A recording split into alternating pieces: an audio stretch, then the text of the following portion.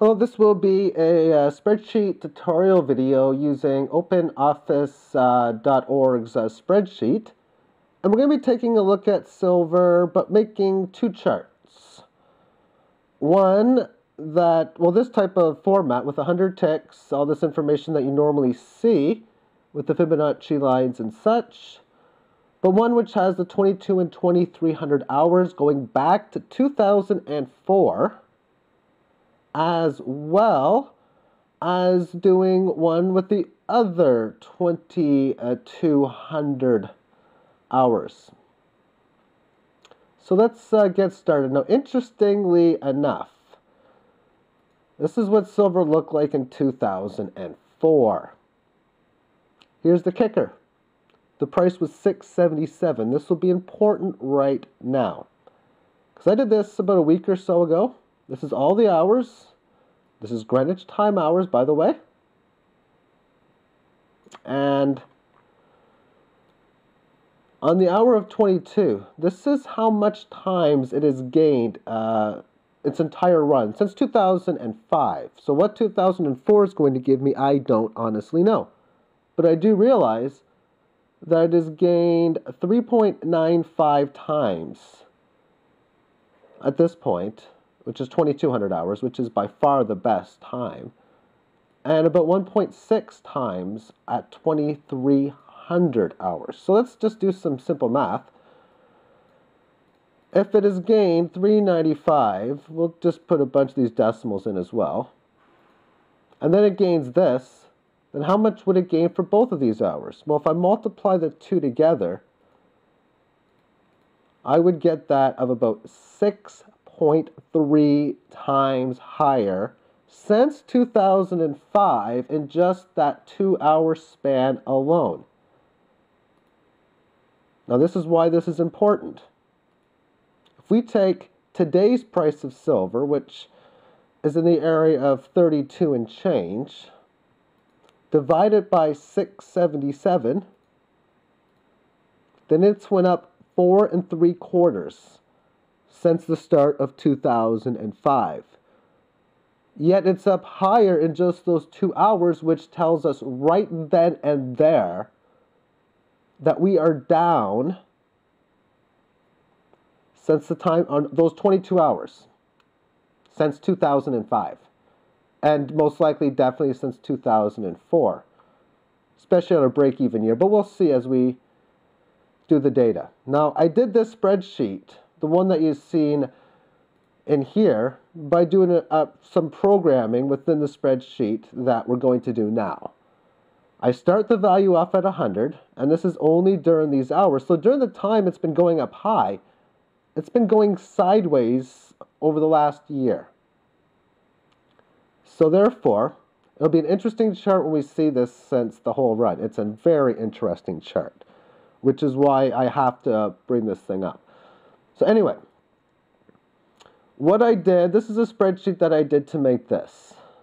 I'm starting on August the 21st, 2011 is when I start. Now what I have here is the percentage move each hour. So if you look at the formula, I have F14, which is the close, subtract C, which is the open, dividing the open again, which tells you how much you gained for that hour. This is root-based numbers that come from that first spreadsheet that I'm showing you. They're irrelevant in this case.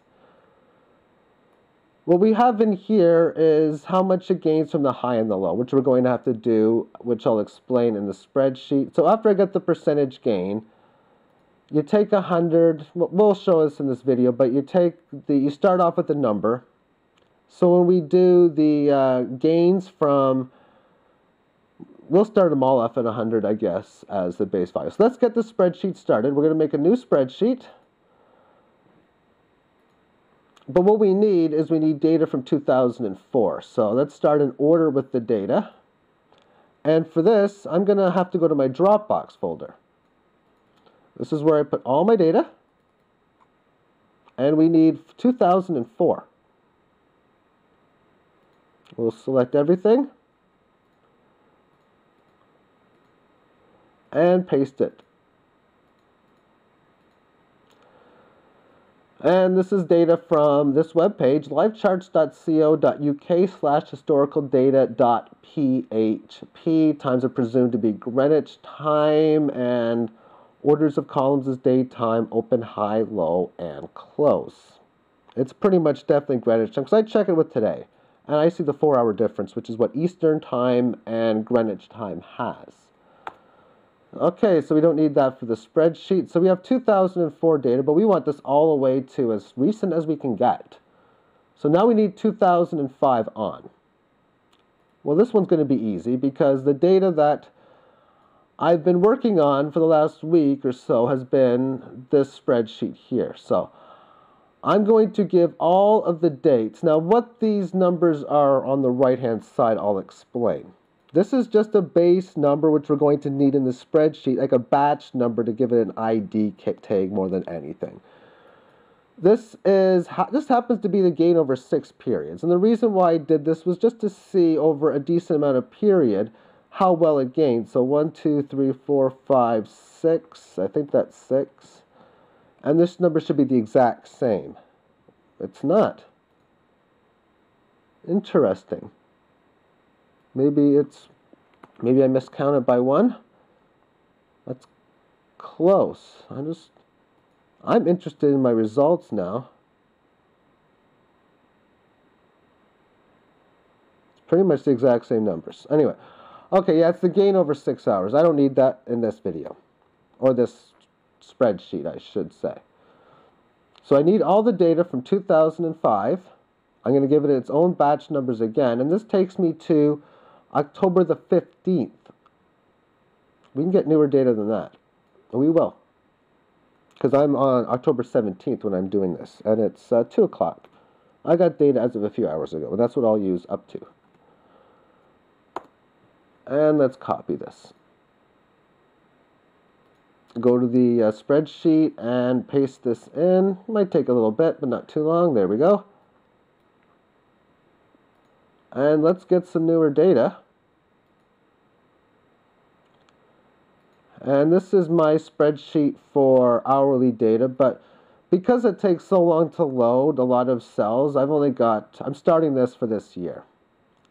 Because I don't need to take hours, well, multiple seconds to load. So I've finished off this one at 10:15 and 1500 hours. So, there we go.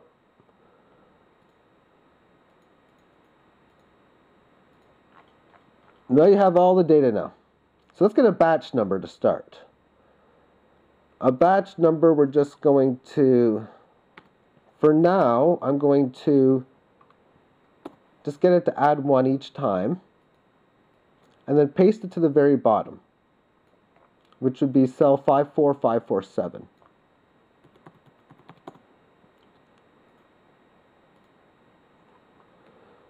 Now, to make this easy, I don't want the cells to say equals the previous cell plus 1. I just want to say the number. So if I copy this,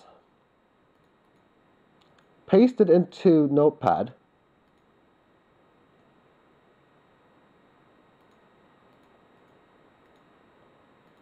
and then paste it back, notice first before I paste it, it says H12 plus 1. Okay.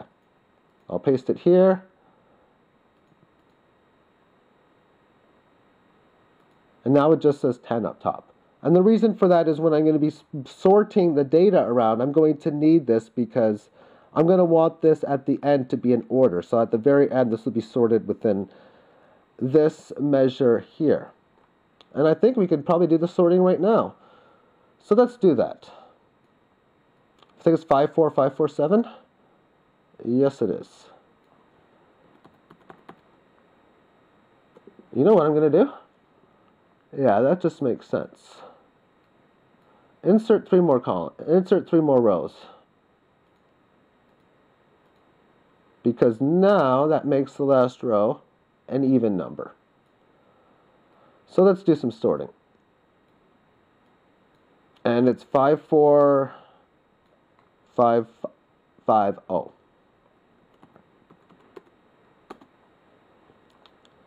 And what we want to sort it is first by the time, because we want to get the last 2 hours and everything else.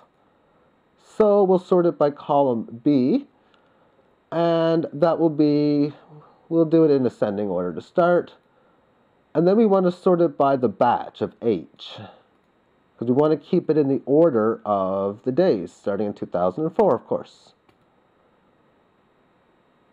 And now we've got the sort. So we want the last 2 hours, and that's what we're going to work on first. So we want 22 and 23. Let's find 22, and it starts at 5188. So I'm going to highlight that. I'm going to put it in a new worksheet.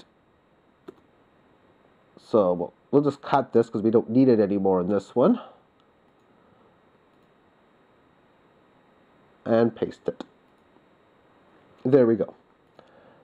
So now what we want to do is sort them back by H, because now we're going to see how this baby looks.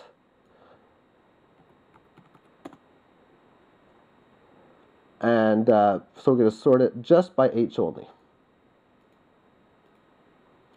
There we have it. So now what we need to do is find out its percentage gains and make a new chart. So just to make it easy, let's insert a couple more rows in here. And let's find out its percentage gain, which would be this minus the close divided by the close. We want to know its gain from the high.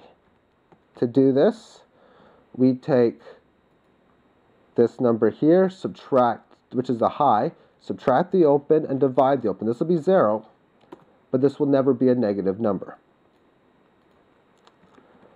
This, we take the low, subtract the open, and divide the open. This will never be a positive number. This will either be nothing or negative, and in this case, it is negative. So now we got the close, we got the high, we got the low. So now let's give it a value. We'll start the value off as 100. So for the first row, what I'm going to do is we need the open. Well, the open is going to be 100. The high on the first row is going to be 100. Multiply this high plus 100. So I'm just going to write in 100 for this turn only. The low is 100. Multiply the low plus 100. Okay, and the close in this case is 100. Multiply the close plus 100. So now the rest of the way, what we're going to do is we're just going to say the open is the previous close. So that equals that. The high will be this particular open, but before we do that, let's just copy this down below so we have numbers for the next date. So the high will be this number multiply, that's the close, excuse me. So this one here, multiply the high plus the open again. So the high this particular session gets up to 100.16. Fine enough. The low is this number, multiply this, which means that there didn't go any lower from the open, plus the open, and this will be the exact same number. And the close is this number, multiply the close, plus, of course, the open again. And we're good to go to copy and paste this all the way down now. So we'll just find out what we need to paste to, 4367. So let's highlight all that and paste it through. Might take a little bit. Oh, it doesn't take long at all.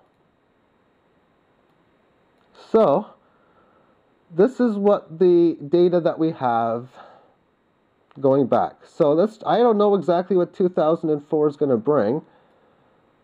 So let's just see how it starts off. It looks like it has a bunch of, well, it goes up 5%, and we're in July.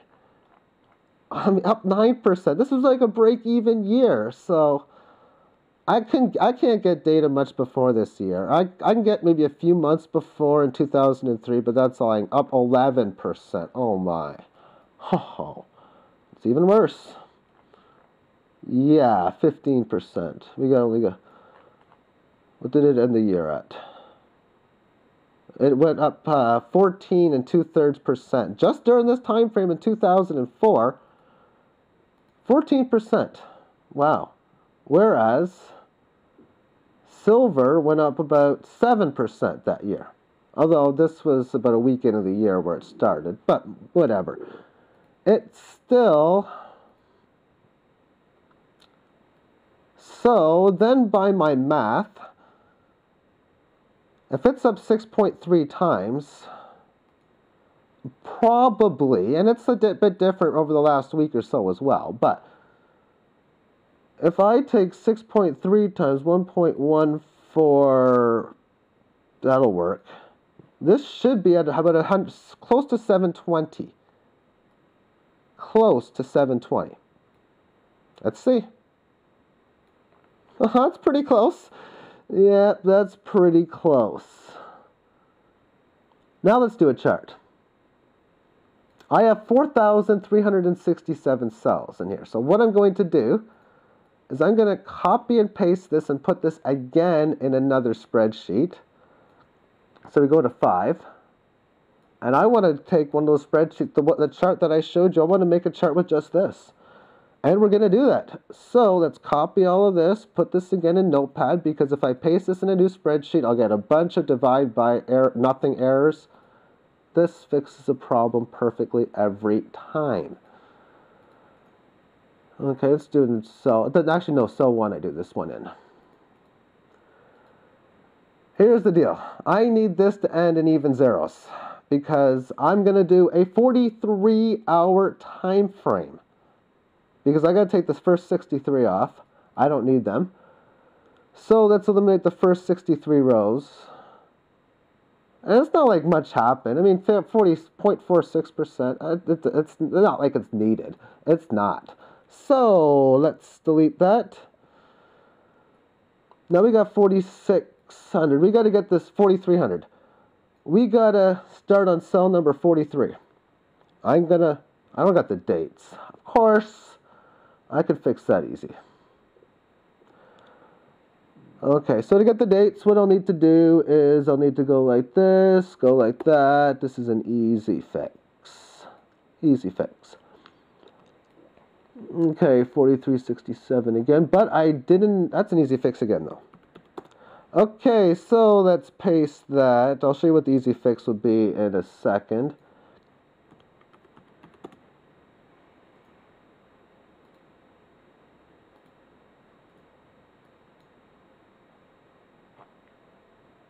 That didn't work. Okay. Let's try it again. That worked. And it works every time. Well, it does when you... yeah, it still works every time.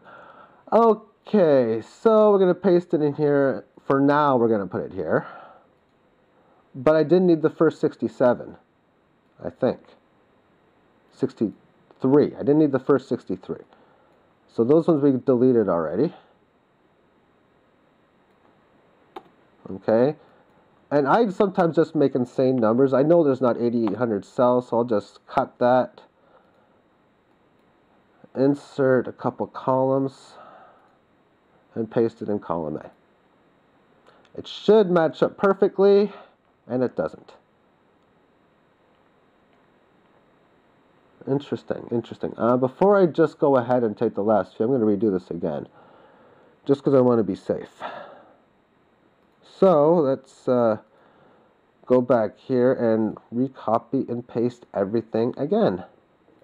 Interesting. 4367. Just to be safe. If I get 1016 on the bottom, I know I did it right. So I did it right. Okay.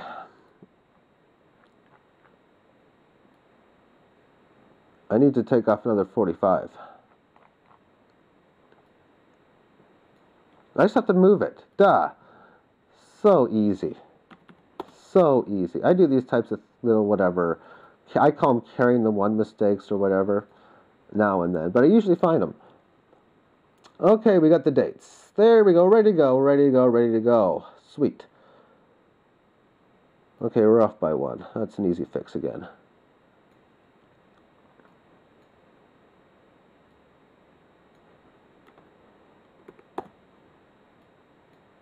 As if it really matters on those dates anyways, just to give you a ballpark area for when it happened. Okay, so now let's figure it out. This took longer than it normally does for me, but still, I'm still doing it pretty fast, which is what the whole point is, to be able to put all these great charts out, because if I couldn't do them fast, I wouldn't be able to do them. So I got the date here. This is 43. I'm going to put in number 1 to start, because that's a batch number again. I need the open. Well, this is the open. I need the max for the 43. So I'll equal max, and I'll take the high cell and pick 43 of them. Now I need the minimum. And we'll do the minimum of the lows. And we need a close. Let's do cell number 2. We got to go to 86 because that is cell number 2. But I need a batch, so equals I 43 plus 1. We'll make it 2. And now we're fast. I mean, I'll be making the chart in like 2 minutes. Okay, so this is 4300. We're going to paste this down to. I'm taking the cell from here to the one below it, so that every 43 cells, it's going to make a new number for me. To the point where if I copy this to 4300 and paste this into Notepad, what you're going to see is the number 100 come at the very bottom for the batch number. We'll see how correct that is, because it's about 100% accurate. There we go.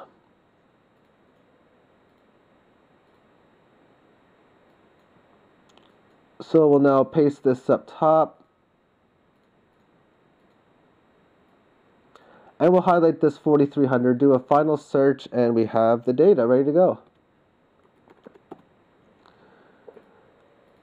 So we want to sort it by the batch number. Batch number is R. And there we go. We got them all. And just wait till you see this chart. Okay, so we can just copy and paste this into the program where I make my charts, which I made, it's on here somewhere, right here.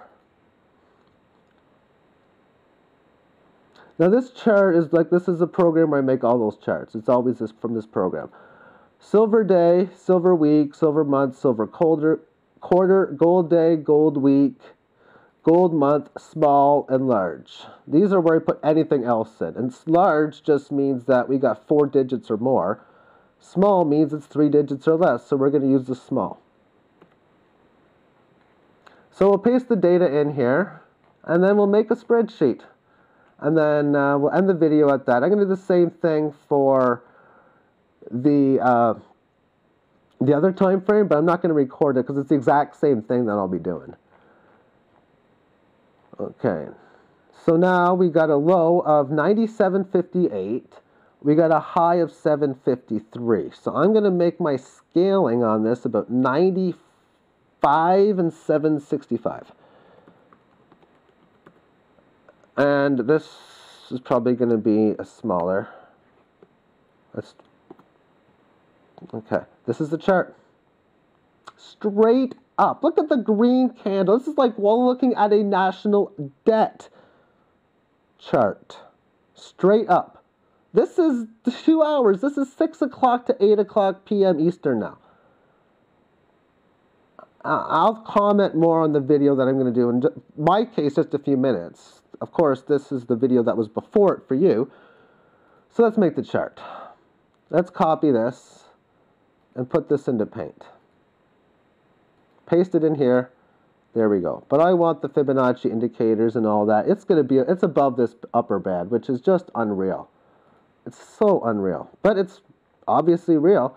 So I need the same scaling on the one below this. Again, this is 95,765.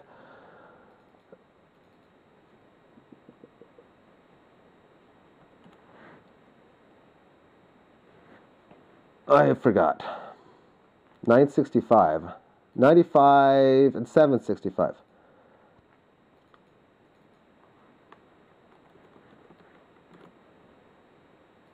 And we'll take off a 4. Oh, 2, just 1, 4. Okay, I copy this, but the scaling is right. Okay, I normally have my screen a little bit higher, so I'm just going to have to fix this up here just so I can see it better on my end. And I just match up these two lines. Sometimes it can be a little tedious and take a bit of time. This does not look like one of them.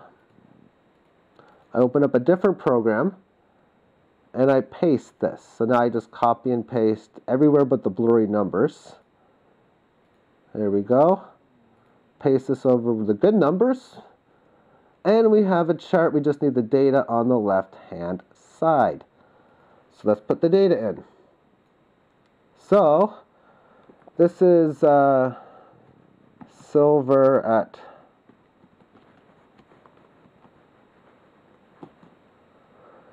this is also, what is it, a 43-hour chart?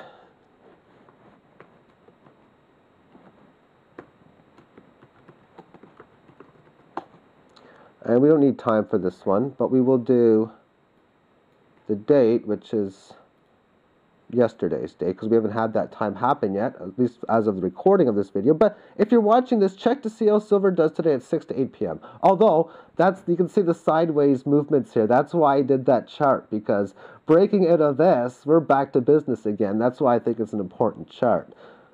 With that being said, let's just put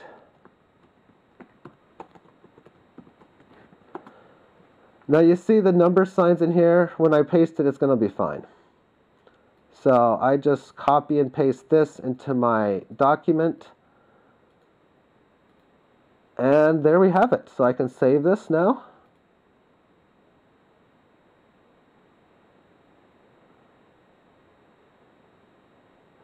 And we'll put this into our normal in here. So we'll do 2300, 2400 silver long term.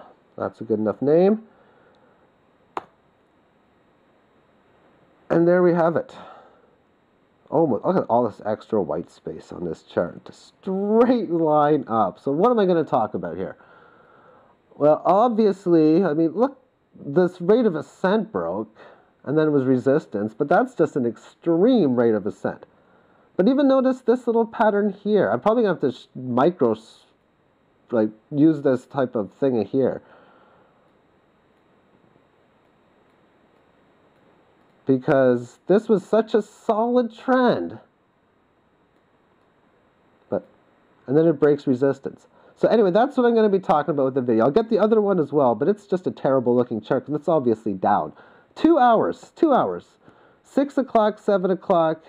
p.m. Eastern Time when there's a 4-hour difference.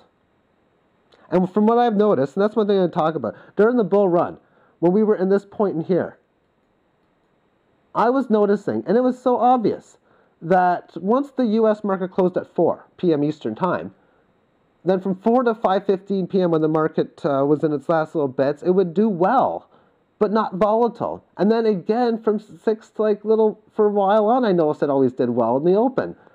So obvious.